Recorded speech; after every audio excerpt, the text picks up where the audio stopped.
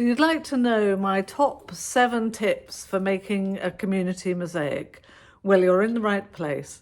I'm Helen Miles and I'm here to teach you all the tips and tricks you need to make mosaics. Tip number 1 is to use the reverse method on paper. So using the reverse method for community mosaics is basically the only method that I would recommend.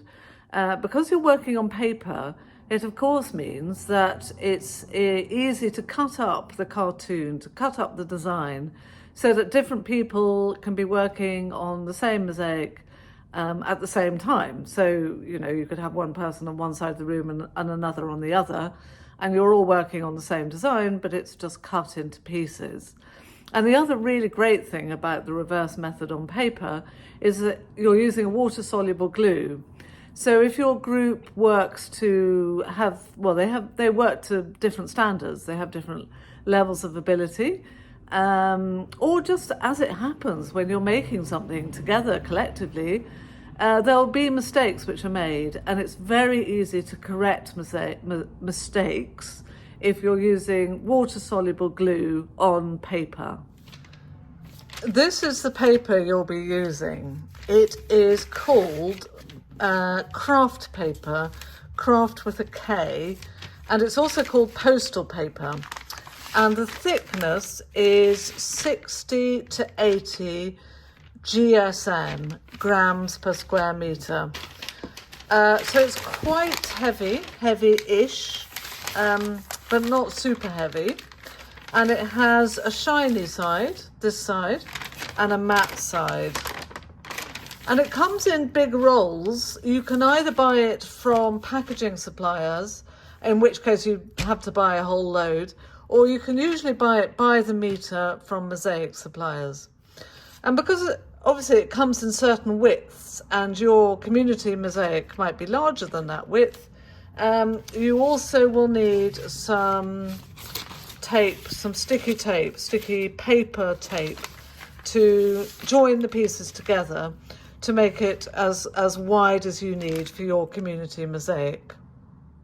Tip number 2, don't underestimate the preparation that goes on behind the scenes before you even meet your volunteers or your team who are going to be making the community mosaic. This is an example of the sort of preparation I mean. Here's the overall design. It's a water wheel, so that's the centre kind of millstone, and then the paddles around it with the water moving through them. So the design is much larger. It's 2 meters in diameter and needed to be cut into sections. And for each section, I did a colour plan. So this is just the centre, just the very little bit right at the middle. And these are the colours I used.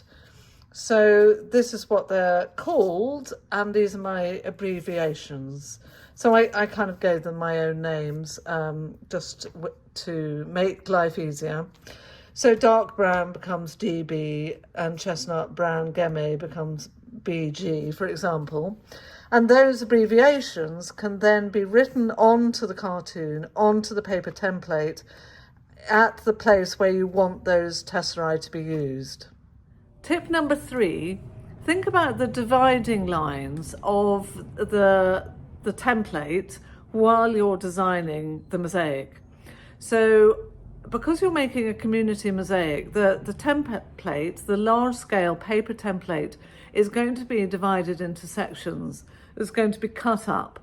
And each of those pieces, you don't want them to be too big, and you don't want them to have long, thin bits that might rip or strain the paper when they've got mosaic on them. So that's really important to think about that right at the design stage. Here's an example of what I mean. So this is the design, this is the overall design for a large-scale mosaic. And then this is a section, a paper section within that design.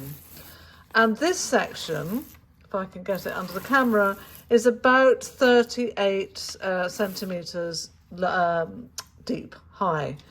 So it's easy to handle, easy to hold, and it doesn't have any long dangly bits. So as you can see, it's not fully finished. The rest of the mosaic hasn't been completed on this side.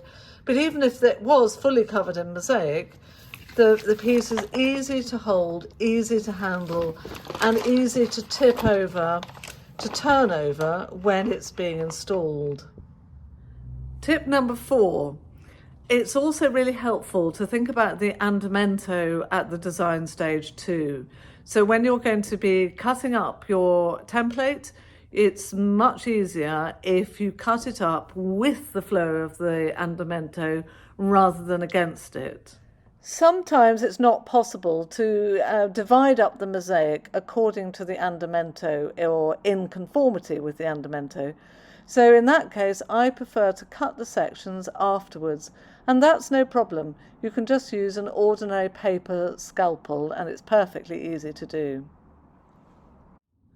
Tip number 5, allow plenty of time for training. So you can't expect your team, whoever they are, just to leap into making a mosaic without helping them to understand what is involved in that process. So you need to ensure that you have time for proper instruction and training sessions, which I find really helpful if they're unrelated to the making of the actual community mosaic. So it's separate time to do little practice pieces and to really understand the tools and the materials and the laying. So I'd really recommend you leave time for instruction as part of the making process, but separate from it. These are examples of little practice pieces that I made with a group of people who'd never made a mosaic before. So we started the day making these practice pieces, and I had designed them, and they could be either considered sort of fish-like shapes or tree-like shapes. It doesn't really matter. The point is that I wanted to illustrate how to lay the tesserae so they were offset against each other, and how to expand the line.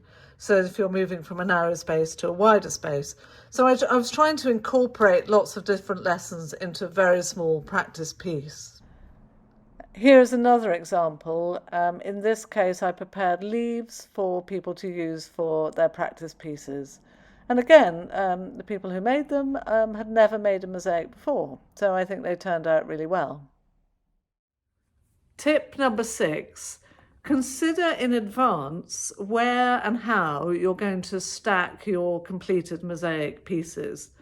So as the mosaic progresses and each section is complete, you need to have an area where you can store them. So if you're working in a community space and all the tables are being used up by the volunteers and all the mosaic materials, you really need to think, well, where can I put these pieces where they won't be vulnerable and they won't be tinkered with while we're making the rest of the mosaic. That's an easy thing to overlook, so I think it's a really useful tip. Tip number 7, supervise when the mosaic is being made. That might seem obvious, but if you've done all your preparation and you've instructed everybody and you think everyone's on the same page, they're not, basically. People will start chatting and they'll forget the things you've said and probably not necessarily follow the instructions that you might have also written for them. So you need to be there. You can't kind of think, well, I've done the prep, I'm going to go and do something else and then come back and see how everyone's getting on. So I really recommend that you stick around and help make the mosaic with the team, and you'll get much better results. I hope that was helpful and that you'll make many successful community mosaics. If you like this video and you'd like to see more, then please subscribe below.